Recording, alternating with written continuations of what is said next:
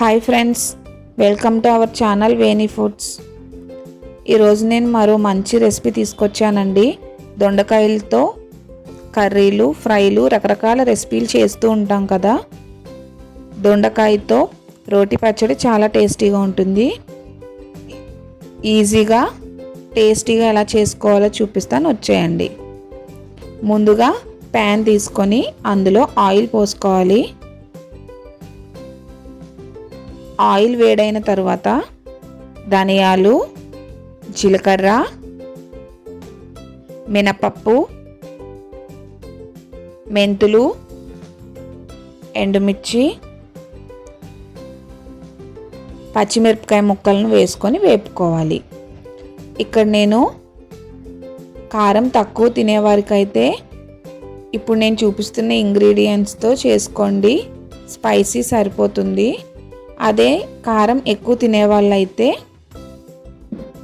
ఇంకాస్త ఎండుమిర్చి, పచ్చిమిరపకాయలను వేసుకొని వేపుకోండి. ఇలా వేగిన ఈ పోపుని పక్కన పెట్టుకోవాలండి. ఇప్పుడు దొండకాయలను ఇలా కట్ చేసి పెట్టుకోవాలి. అదే ప్యాన్లోకి ఆయిల్ పోసుకోవాలి. ఆయిల్ వేడైన తర్వాత మనం కట్ చేసి పెట్టుకున్న దొండకాయ ముక్కల్ని దీనిలోకి వేసుకోవాలి. దీనిలోకి సాల్ట్, పసుపు వేసుకొని కలుపుకోవాలి.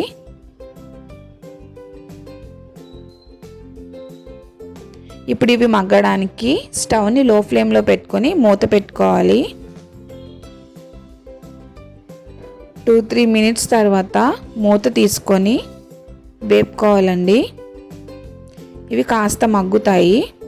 తర్వాత మళ్ళీ మూత పెట్టుకొని మగ్గించుకోవాలి.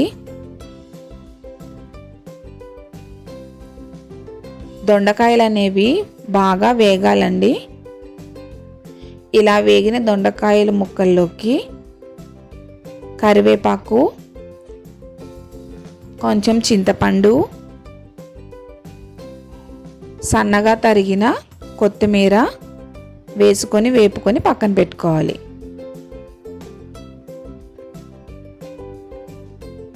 వేయించి పెట్టుకున్న ఈ పోపును మనం మిక్సీ జార్లో వేసుకోవాలి. ఈ వేయించిన దొండకాయ ముక్కలను కూడా వేసుకొని గ్రైండ్ చేసుకొని పెట్టుకోవాలి. పేస్ట్ అనేది మరి మెత్తగా చేసుకోకండి, టేస్ట్ అంత బాగోదు. ఇలా కచ్చా పచ్చాగా గ్రైండ్ చేసుకొని ఒక బౌల్లోకి తీసుకొని పెట్టుకోవాలి. ఈ రోటి పచ్చడి ఎలాగైనా తినేయచ్చు, లేదంటే దీనిలోకి పోపు వేసుకోవచ్చు. ఇప్పుడు నేను దీనిలోకి పోపు వేసుకుంటున్నాను.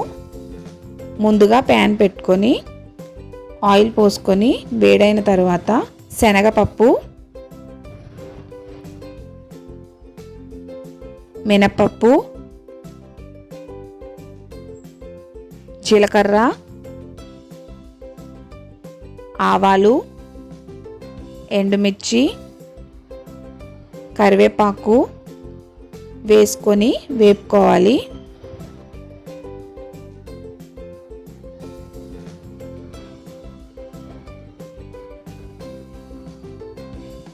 ఇలా వేపుకున్న ఈ పోపును మనం ఆల్రెడీ పేస్ట్ చేసి పెట్టుకున్న పచ్చడిలోకి వేసుకోవాలండి. చూసారు కదా, చాలా సింపుల్గా దొండకాయ రోటి పచ్చడి అనేది రెడీ అయిపోయింది. మనం ఈ పచ్చడిని రైస్లోకైనా, చపాతీలోకైనా, దోశ, ఇడ్లీ దేనిలోకైనా చాలా టేస్టీగా ఉంటుంది. మీకు కనుక ఈ వీడియో నచ్చినట్లయితే లైక్ చేయండి, షేర్ చేయండి, సబ్స్క్రైబ్ చేయండి. మీరు కూడా ఈ రెసిపీ ట్రై చేసి ఎలా వచ్చిందో నాకు కామెంట్ చేయండి. Thank you friends. Bye bye.